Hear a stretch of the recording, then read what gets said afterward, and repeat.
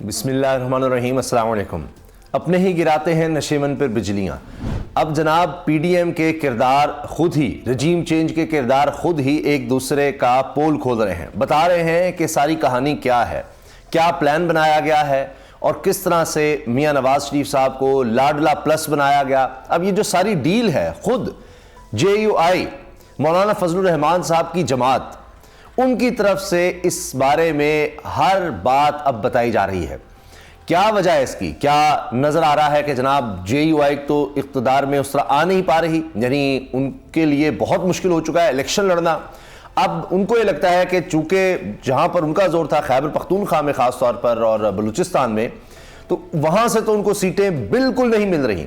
اب وہ یہ چاہتے تھے کہ کسی طرح سے ان کو پنجاب میں ایڈجسٹ کیا جا سکے، کیونکہ ان کا خیال ہے کہ شاید پنجاب میں کچھ ہو سکتا ہے، خیبر پختونخوا میں تو کہانی ختم ہو گئی ہے۔ تو اب انہوں نے پول کھولنا شروع کر دی ہیں۔ ذرا سنیے کہ اب مولانا فضل الرحمان صاحب کی جماعت کی طرف سے کیا کہا جا رہا ہے۔ جے یو آئی رہنما حافظ حمداللہ، انہوں نے انٹرویو دیا ہے، کوئی یہ نہیں کہ کوئی بیان ہے یا اس کو جناب آپ آگے پیچھے کر کے پیش کریں گے، نہیں جناب، پورا انٹرویو ہے اور اس میں انہوں نے سارا کچھ کھول کر رکھ دیا ہے، سارا کچا چٹھا کھول دیا ہے میاں نواز شریف صاحب کا۔ اور وہ کہتے ہیں کہ میاں صاحب ماضی کی غلطیاں نہ دہرائیں، جس نے طاقتور کی سیاست کی اسے مار بھی وہیں سے پڑی، بے ساکھیوں والی گورنمنٹ لولی لنگڑی سے بدتر ہوگی۔ اب کہنا کہ یہ چاہ رہے ہیں کہ جناب جس طرح سے آپ حکومت میں آ رہے ہیں نا، یہ سارا آئی پی پی کو بھی ساتھ ملا کر، یہ ایم کیو ایم سے ڈیل اور یہ سارا کچھ جس طرح سے بھی معاملات چل رہے ہیں کہ بس تحریک انصاف کسی طرح نہ ہو، عمران خان کسی طرح نہ ہو۔ اب خود سب سے بڑی خواہش فضل الرحمان صاحب کی جماعت کی یہی ہوگی۔ مولانا صاحب نے جتنا کچھ عمران خان کے بارے میں کہا، تحریک انصاف کے بارے میں کہا، انہوں نے کبھی کسی جماعت کے بارے میں نہیں کہا۔ بینظیر بھٹو کو بھی نشانے پہ رکھا، بہت سی جماعتوں کو، لیکن اس کے پرویز مشرف بھی، لیکن ان کے ساتھ جا کر پھر آپ دیکھتے ہیں کہ حکومت بھی بناتے رہے ہیں۔ مگر عمران خان کے بارے میں انہوں نے بڑا کچھ کہا ہوا ہے، مذہبی کارڈ سب کچھ استعمال کیا ہوا ہے۔ لیکن اب مسئلہ کیا ہے؟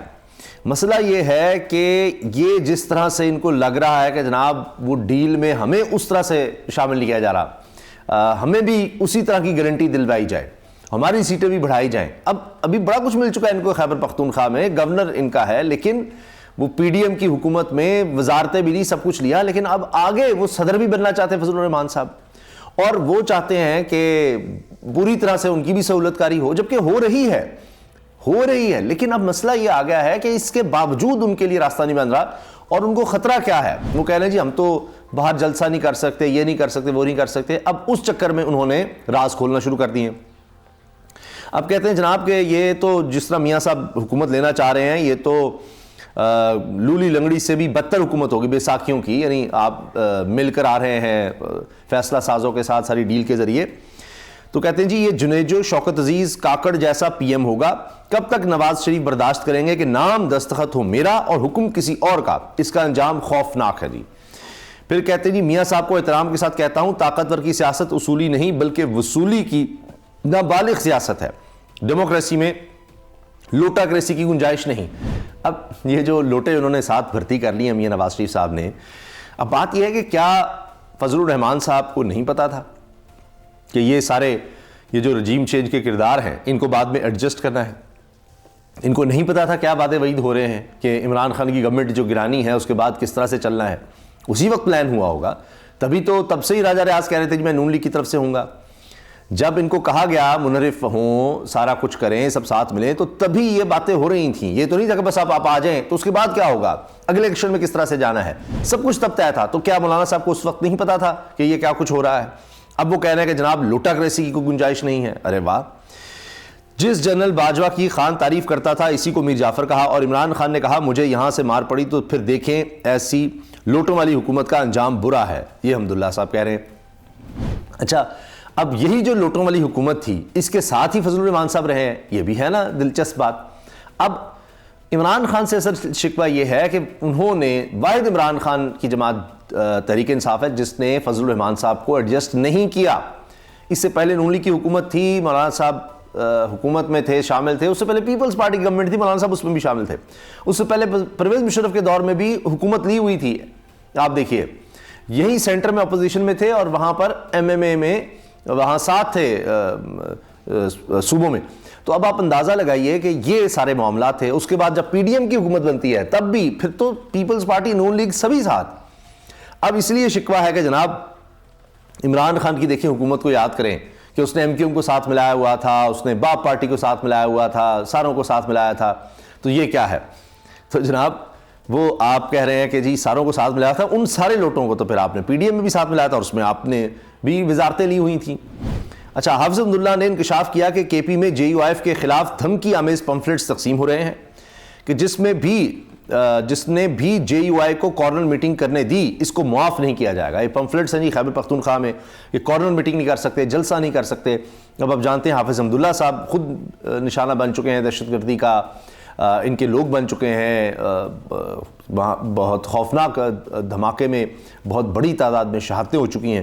تو اس کا بھی اب ظاہر ہے کہ خوف بھی ہے, اثر بھی ہے. ابھی فضل الرحمان صاحب نے ایک انٹرویو میں سلیم صافی صاحب کو یہ کہا کہ ہمیں بڑا خطرہ ہے. تو صافی صاحب نے کہا جی خطرہ کس سے ہے؟ تو کہتے ہیں یہی تو نہیں پتہ مجھے کہ خطرہ کس سے ہے. ان کو پتہ ہی نہیں کہ کون ان کے پیچھے ہے, تو ورنہ تو میں کچھ کر لیتا. اب فضل الرحمان صاحب بلوچستان بھی گئے, افغانستان بھی گئے تھے, تو وہاں بھی ملاقاتیں کیں, لیکن لگتا ہے کوئی بات بنی نہیں ہے وہاں بھی, کیونکہ کہا جاتا ہے داعش کی طرف سے ان کو نشانہ بنایا جا رہا ہے. تو وہ اگر یہ وہاں جا کر بات بھی کرتے ہیں افغان گورنمنٹ سے, تو افغان گورنمنٹ کہے گی جی وہ تو ہمیں بھی نشانہ بنا رہے ہیں. تو وہ معاملات اس طرح ان کے بنے نہیں. پھر جناب حافظ عبداللہ صاحب نے کہا ہے کہ جی ہم تو کارنر میٹنگ نہیں کر سکتے. شام کے بعد یہ دیکھیے ذرا بڑی خوفناک صورتحال بتائیے. شام کے بعد لوگ باہر نہیں نکل سکتے کیونکہ شام کے بعد وہاں پر غیر ریاستی مسلح لوگوں کا کنٹرول ہوتا ہے. تو مولانا صاحب حق بجانب ہیں, یعنی الیکشن جو ہیں وہ کہہ رہے ہیں کہ جی نہ ہو, کیونکہ اب تو شام کے بعد غیر ریاستی مسلح لوگوں کا کنٹرول ہوتا ہے مختلف علاقوں میں. آپ اندازہ لگائیے, یہ صورتحال بن چکی ہے. اور جب تحریک انصاف کی گورنمنٹ تھی اس وقت تو کبھی ان کو یہ شکایت نہیں ہوئی.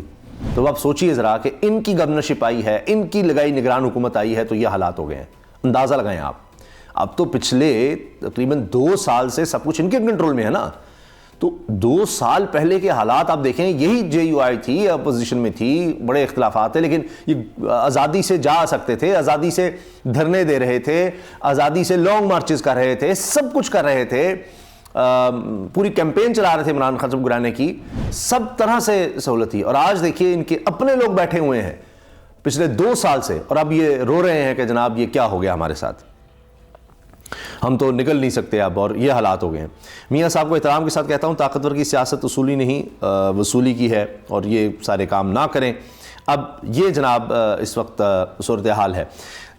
اندازہ لگائیں کہ جو 2 سال کا میں عرض کر رہا ہوں اس میں سلیم صافی صاحبی, جو ظاہر ہے کہ مولانا صاحب کی سیاست کو بڑا سمجھتے ہیں, مولانا صاحب نے سب سے زیادہ انٹرویو بھی سلیم صافی صاحب کو دیے ہوں گے, بڑے آپس میں دوستی بھی ہے. سلیم صافی صاحب نے کہا کہ میں نے اس سے بدتر, اس سے زیادہ کرپٹ حکومت نہیں دیکھی جو یہ پی ڈی ایم میں جس طرح سے ہم نے دیکھا ہے.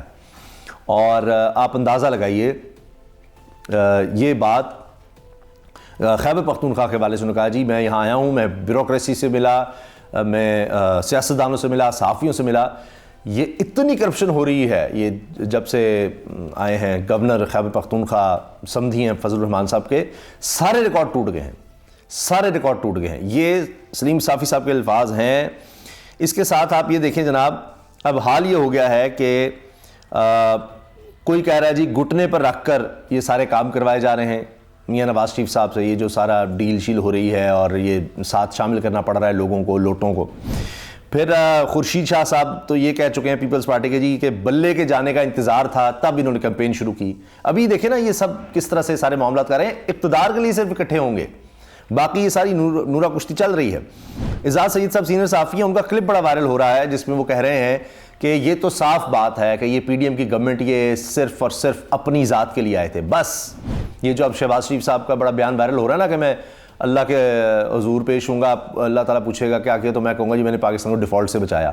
تو کوئی کہہ رہا ہے کہ وہاں کیا سیاسی گفتگو ہونے دی جائے گی, وہاں بھی آپ اس طرح کی باتیں کریں گے, وہاں بھی آپ جناب وہاں جھوٹ بول رہے ہوں گے.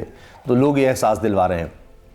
اعزاز سید صاحب یہ کہہ چکے ہیں کہ یہ صرف اور صرف اپنے کیسز ختم کرنے آئے تھے, ان کو لوگوں سے کوئی لینا دینا نہیں تھا, کسی طرح سے بھی نہیں، یہ کوئی سب جھوٹ ہے کہ جی یہ ڈیفالٹ سے بچانے فلاں کرنے وہ تو محمد زبیر خود اس چیز کی گواہی دے چکے ہیں. یہ صرف اپنے ذات کے لیے آئے تھے، اپنے معاملات سیدھے کرنے آئے تھے، کیسز ختم کروانے آئے تھے، اور ان کے الفاظ ہیں کوٹ ان کوٹ مرضی کا آرمی چیف لگانا تھا انہوں نے، بس یہ ان کے کام تھے جس کے لیے آئے تھے.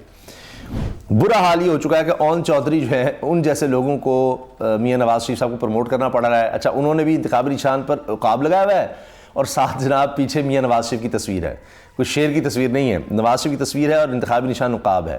تو اس سے بڑھ کر جناب دو کشتیوں کا سوار کہیں، لوٹا کہیں، جو بھی آپ کہیں وہ کیا ہوگا، یہ تو حال ہو چکا ہے.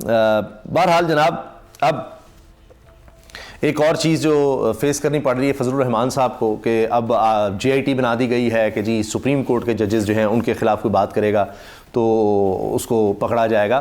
اب بات یہ ہے کہ مولانا فضل الرحمان صاحب نے جو دھرنا باہر دیا تھا کچھ وقت کے لیے، وہ بس جلسے میں بدل گیا. جو اس میں زبان استعمال کی گئی تھی وہ شاید پاکستان کی تاریخ میں کبھی ہوا نہیں ہوگا. اور اب بہت سے لوگ یہ چیز وائرل کر رہے ہیں کہ جناب نون لیگ کی طرف سے کس طرح کے نعرے لگائے گئے، گالیاں، باقاعدہ گالیاں دی گئیں، گالیاں لکھی گئیں، جلسوں میں جس طرح سے سارا کام ہوا. تو وہ نہیں یاد. اب سپریم کورٹ کی بات کی جا رہی ہے، ججز کی بات کی جا رہی ہے، تو کیا وہ سپریم کورٹ کے ججز نہیں تھے، یا اب بھی کچھ ججز اگر وہ کہہ دیتے ہیں جی سائفر کیس جو ہے یہ تو بالکل ہی مطلب فارغ ہے اور اس میں تو ضمانت بنتی ہے عمران خان صاحب کی، تو ان کو جس طرح نشانہ بنایا جاتا ہے کیا وہ سپریم کورٹ کے ججز نہیں ہیں؟ تو جو بھی ان کے مطابق، ان کی مرضی کے مطابق فیصلہ نہ دے تو یہ تو اس پر چڑھائی کر دیتے ہیں. لیکن اب یہ کیا صرف ایک خاص سیکشن کو ٹارگٹ کرنے کے لیے یہ جے آئی ٹی بنائی گئی ہے، یہ بھی آپ دیکھ لیں گے. اجازت دیجیے، اللہ حافظ.